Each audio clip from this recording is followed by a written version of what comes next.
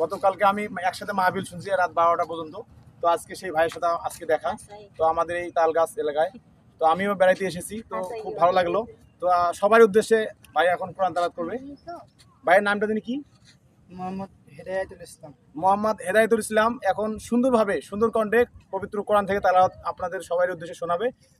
أعوذ بالله من الشيطان الرجيم بسم الله الرحمن الرحيم